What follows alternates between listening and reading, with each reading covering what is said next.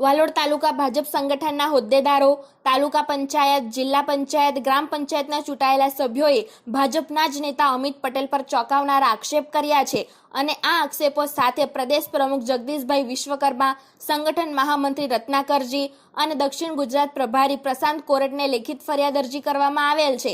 આ લેખિત ફરિયાદ અરજીમાં જણાવ્યા અનુસાર તાપી જિલ્લા ભાજપ આદિજાતિ મોરચાના પ્રમુખ અમિતભાઈ પટેલ કે જેમને હાલમાં ચાલી રહેલ સંગઠન પર્વમાં તાપી જિલ્લા ભાજપ સંગઠનના મહામંત્રી બનાવવામાં આવનાર છે એવું જાણવા મળેલ છે, પરંતુ આ અમિતભાઈ પટેલ વિશે સભ્યોએ જણાવ્યું છે કે તેઓ હર હંમેશ કાર્યકર્તાઓ સાથે ગેરવર્તણૂક કરતા આવ્યા છે।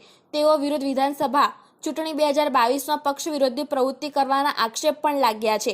પાર્ટી વિરુદ્ધ કામ હર હંમેશ કરી રહ્યા છે। વધુમાં 28 વર્ષથી ભારતીય જનતા પાર્ટીના સક્રિય કાર્યકર્તા સલીમભાઈ મુલતાની કે જેઓ વાલોડ તાલુકા લઘુમતી મોરચાના પ્રમુખ હતા, તેઓને તારીખ 18/10/2025ના રોજ એમના ફોન પર કોલ કરીને કોઈપણ કારણ વગર ખુલ્લેઆમ એટ્રોસિટીના કેસમાં ફસાવી દેવાની ધમકી અમિતભાઈ પટેલે આપી હતી। ખોટા કેસમાં ફસાવી દેવાની ધમકી આપી માપમાં રહેજે જેવા શબ્દો ઉચ્ચારી પોતાના હોદ્દાનો દુરુપયોગ કરી ખુલ્લેઆમ દાદાગીરી કરી હતી, જેનું ફોન રેકોર્ડિંગ પણ ઉપલબ્ધ છે। તેમાં સલીમભાઈ મુલતાની દ્વારા તાપી જિલ્લા પોલીસ વડાને અમિતભાઈ પટેલ વિરુદ્ધ પોલીસ અરજી પણ કરવામાં આવેલ છે। અમિતભાઈ પટેલ વાલોડ તાલુકાના તમામ હોદ્દેદારોને જણાવી રહ્યા છે કે હું તાપી જિલ્લા ભાજપ મહામંત્રી બનવાનો છું, નક્કી જ છે, કોઈ મને અટકાવી શકશે નહીં। તાલુકા પંચાયત, જિલ્લા પંચાયતની ટિકિટો મારે જ આપવાની છે, તમામ ટિકિટો મારા ગજવામાં છે જેવી ધાક ધમકીઓ આપી બધાને દબાણમાં રાખવામાં આવી રહ્યા છે। અમિતભાઈ પટેલની માનસિકતા સર્વ સમાજ વિરુદ્ધની માનસિકતા છે, એટ્રોસિટીનો દુરુપયોગ કરવાની માનસિકતા છે, સમગ્ર સમાજ વિરોધી છે,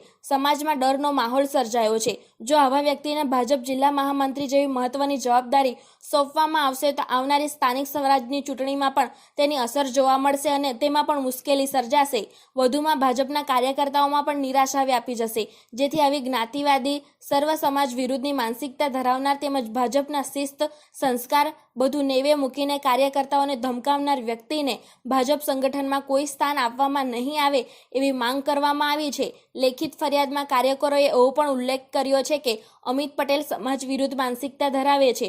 વધુમાં 2022ની વિધાનસભાની ચૂંટણીમાં પણ તેમણે પક્ષ વિરોધી પ્રવૃત્તિ કરી હોવાના પુરાવા રજૂ કરવામાં આવ્યા છે। વિરોધ પક્ષમાંથી આવેલા અને વિવાદાસ્પદ ભૂતકાળ ધરાવતા નેતાઓને મહામંત્રી જેવા કદાવર પદ સોંપવા સામે કાર્યકરોનો આક્રોશ જોવા મળી રહ્યો છે।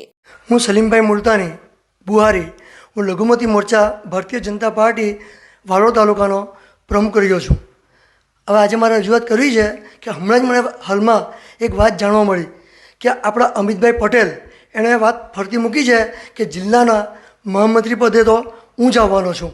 અત્યારથી એણે વાત વહેતી મૂકી છે। આ જેવી વાત મળી તો મારા પગ નીચે જમીન ગઈ ગઈ સાહેબ।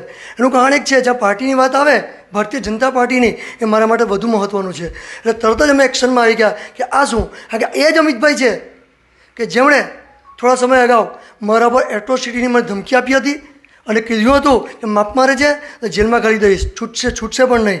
હવે આના અનુસંધાનમાં સાહેબ મેં ડીવાયએસપી જિલ્લા સુધી મેં ફરિયાદી આપી છે ઓલરેડી।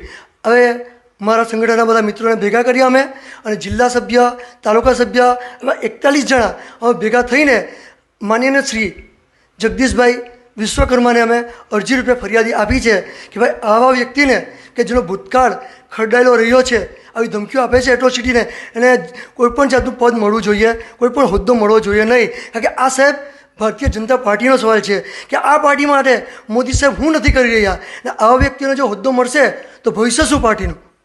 મારું નામ ભાવનાબેન બિપિનભાઈ ભંડારી, હું વાલોડ તાલુકાની મહિલા મોરચાની મંત્રી છું। અમે 41 હોદ્દેદારોએ અમિતભાઈ પટેલ વિરુદ્ધ ફરિયાદ કરી છે। તેઓ કાર્યકર્તાની એટ્રોસિટીમાં ફસાવી દેવાની ધમકી આપે છે, ખુલ્લી દાદાગીરી કરે છે અને એમને કોઈ પદ આપવામાં આવે નહીં એવી અમારી માંગણી છે।